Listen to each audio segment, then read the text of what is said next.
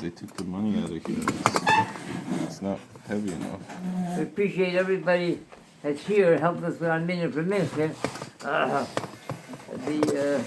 There's something very special about mincha. The Gemara said that that mincha is very special because Yanovi, the prophet, he was answered by the mitzvah by mincha when he was answered in his prayers.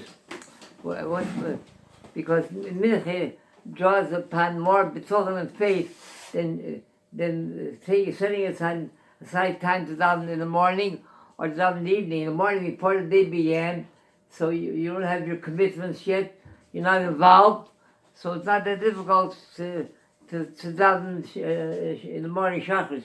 Ma'ariv also, the day is finished, but mincha comes right in the midst of everything, all kinds of commitments, and you take out time to daven. So it takes special faith for that. That's the special reward for mincha. There was a gentleman who habitually was always late, and the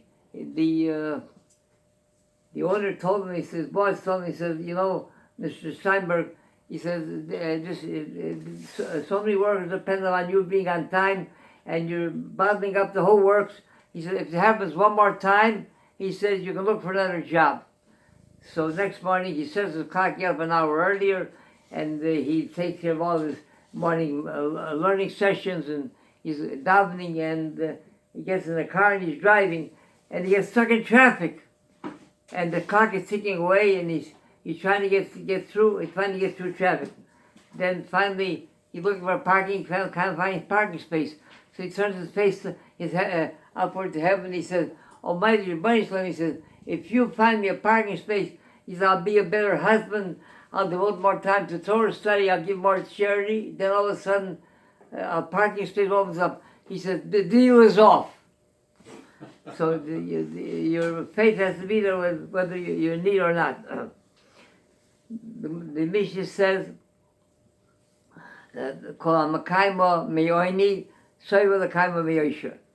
someone who struggles to perform mitzvahs, even though he's somewhat poverty-stricken, like he has to divide his small income between feeding his family and buying a pair of tefillin, or buying an extra lulav, buying a pair of tzitzit, buying whatever it is, and he struggles to do that.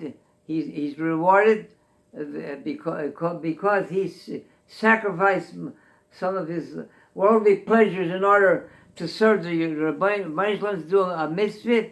So the Almighty reward him. He'll live in luxury, and he'll be able to do it generously.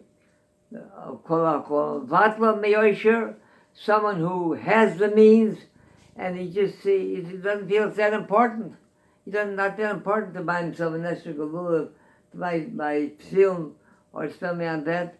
So because he casts aside the mitzvah, even though he's in a position to do it without sacrificing anything, so liyos oni,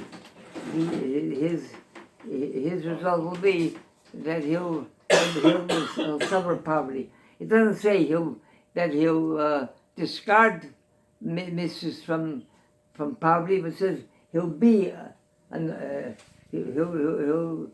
poverty-stricken. So Hashem asks, why does it change? Hashem asks, why does it change the expression such that he'll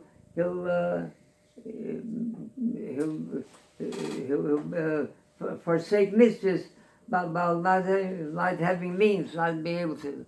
He said because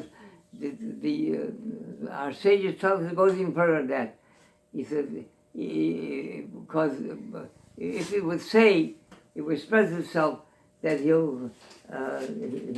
will forsake mitzvahs from being poverty-stricken, so he can turn around and will start to observe it from being suffering poverty, and then because of that, he'll get the reward of once again living in luxury.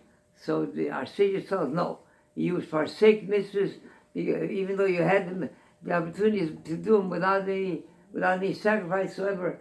Your end result will be that you will remain poverty-stricken, and you'll never have the opportunity. They'll take away from the opportunity to be able to observe mitzvahs poverty-stricken. There was a Ma'aseh B'Chosei Echad. The Medrash tells the story. A righteous individual was out working in the field, and Zok Echad, a very elderly gentleman, approached him. He says, "I have for you 7 good years. Do you want them now, or you want them at the end of your life?" So he says, "I'll go ask my wife."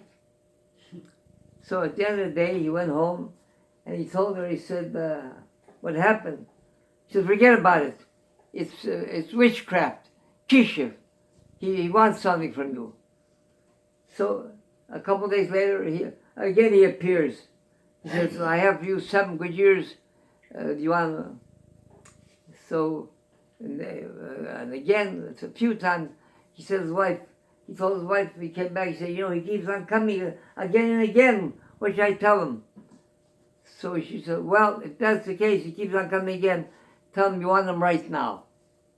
So next day he goes work in the field, or the next day or two, and again the same elderly gentleman appeared before him. He says, he tells him, "I want him now." He says, "Okay." He finishes his day's work, and on the way home, he's walking and he stumbles on something. He takes a look. It's a diamond. He takes and he redeems it. It's for a small fortune.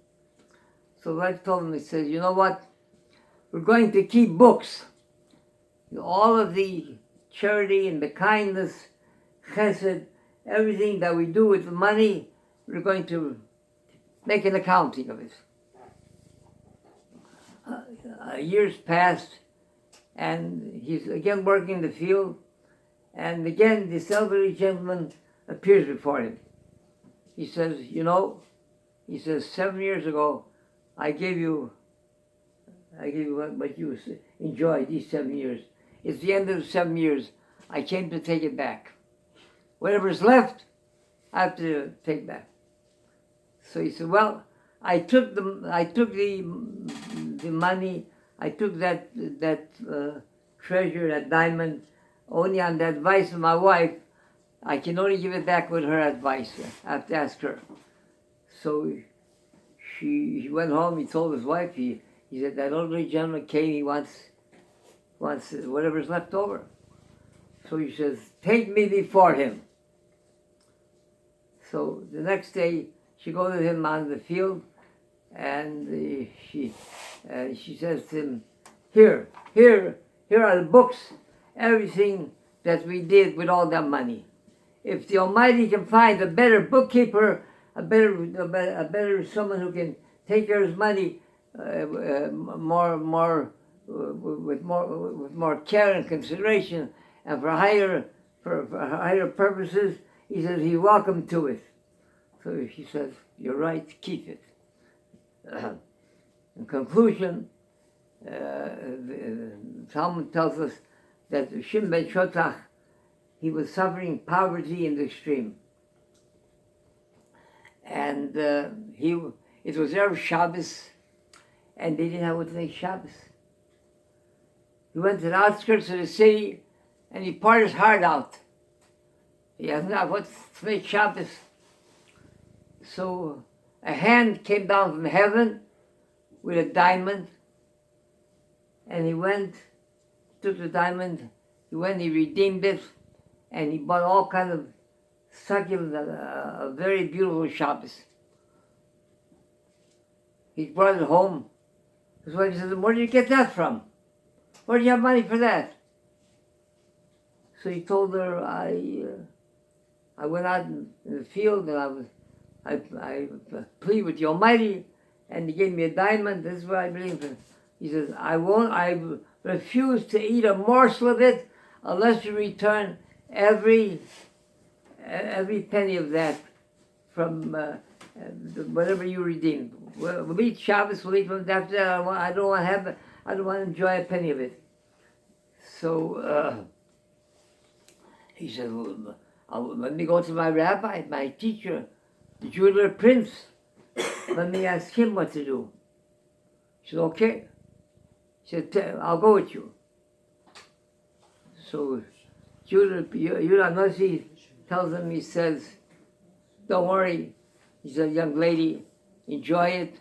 On the next world, he says, I'll give you from my table whatever you're lacking because you enjoy something that was given you from heaven.